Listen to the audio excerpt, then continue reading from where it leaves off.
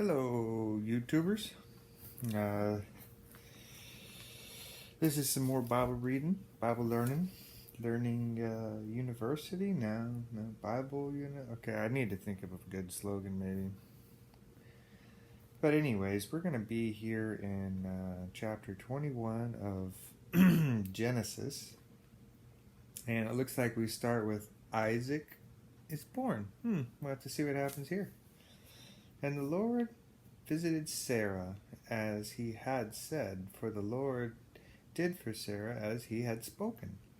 For Sarah conceived and bore Abraham a son in his old age, at the set time in which God had spoken to him. Very nice. So it looks like God answers promises, the promises that he made for, Abraham and Sarah. And Abraham called the name of his son who was born to him, whom Sarah bore to him, Isaac. Then Abraham circumcised his son Isaac when he was 8 days old, as God had commanded him. Now Abram was 100 years old when his son Isaac was born to him. And Sarah said, God has made me laugh, and all who hear will laugh with me. She also said, Who would have said to Abraham that Sarah would nurse children? For I have borne him a son in his old age, 100 years old. I wonder how that game of cats would go. 100 years old. Probably have to have a walker or something, I don't know. So, looks like Hagar and Ishmael depart. Uh-oh. Now that Isaac's born, I guess they're going to have to get kicked out of camp, huh? So the child grew and was weaned, and Abraham made a great feast on the same day that Isaac was weaned. And Sarah saw the son of Hagar, the Egyptian, whom she had borne to Abraham, scoffing.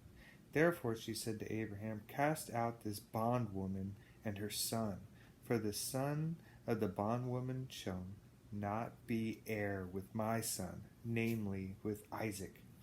So you can almost feel like the rage and the tension that's built up because Sarah went against God's will and decided to do things on her own, and look what happened.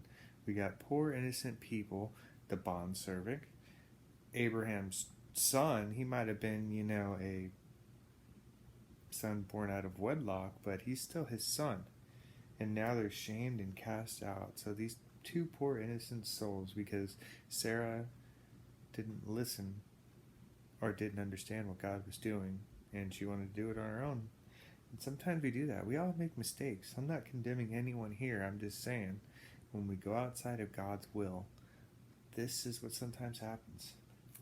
And the matter was very displeasing in Abraham's sight because of his son. Yeah, I bet. He has to kick his own son out of camp. But God said to Abraham, Do not let it be displeasing in your sight because of the lad or because of your bondwoman. Whatever Sarah has said, listen to her voice, for in Isaac your seed shall be called. So he's still not going to break his promise, even though they kind of, they all knew they messed up, and these two poor people. Yet I will also make a nation of the son of the bondwoman, because here is your seed. So I guess we see like another nation being brought out of this. What nation? I don't know.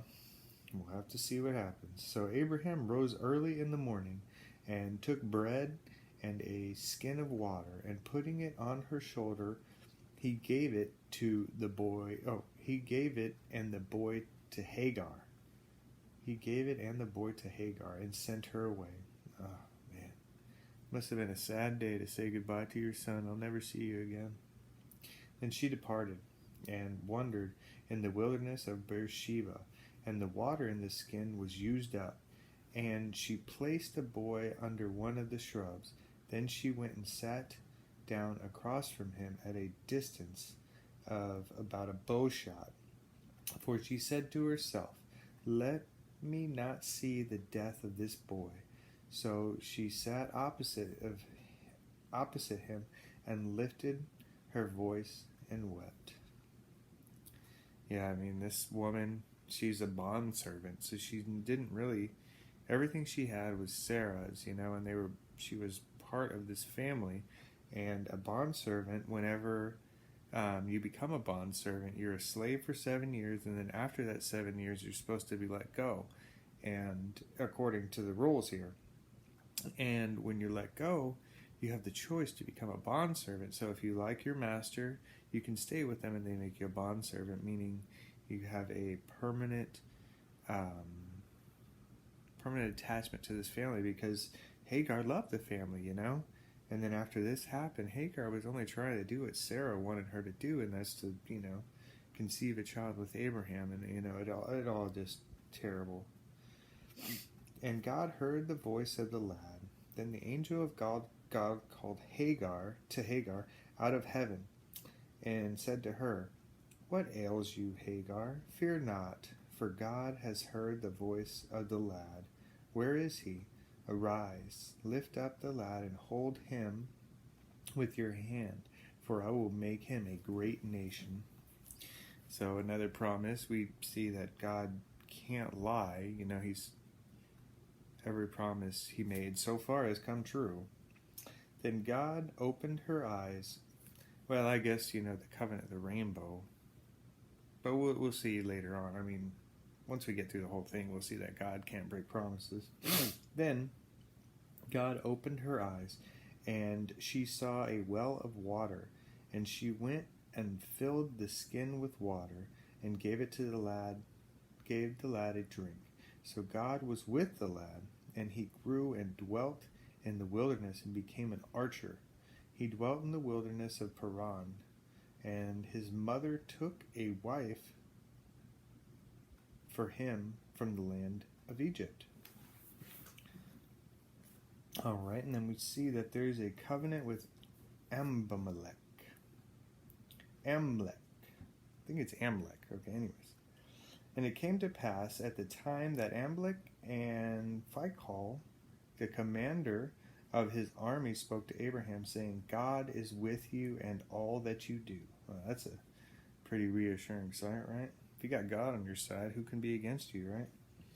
Now, therefore, swear to me by God that you will not deal falsely with me, with my offspring, or with my posterity, but that according to the kindness that I have done to you, you will do to me and to the land in which you have dwelt. And Abraham said, "I will swear."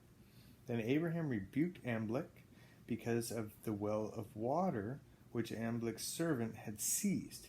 And Amalek said, "I do not know who has done this thing. You did not tell me, nor had I heard of it until today." So Abraham took sheep and oxen and gave it to Amalek, and the two of them had made a covenant. And Abraham set 7 ewe lambs of the flock by themselves. Then Amalek said to Abraham, "What is the meaning of these 7 ewe lambs?" Lambs, it's EWE lambs. So I'm thinking it's ewe, which you have set by themselves. And he said, "You will take these 7 ewe lambs from my hand, that they may be my witness that I have dug this well." Therefore he called that place Beersheba, because of the two of them swore an oath there. Okay. Thus they made a covenant at Beersheba. So Amalek rose with Phicol, and commander of his army, and they returned to the land of the Philistines. Then Abraham planted a tamarisk tree in Beersheba, and there called on the name of the Lord, the everlasting God. And Abraham stayed in the land of the Philistines for many days. Well, that was a pretty good chapter. I mean, a lot happened in there. They kicked Hagar out, Isaac was born. This is going to be the seed of Abraham, and we still got Ishmael there, the son of, who's an archer now, the son of Hagar. And it's really, really sad what happened to him, because, he had a father and he was cast out. I mean, this is like the first. There's probably more, but the first in the Bible that I can think of that's like shunned out of the society. So we got our first like adopted child, I guess, if you kind of look at it in that way. But I don't know. We'll have to see what happens in the next one. And I thank you for visiting with me, and have a great day.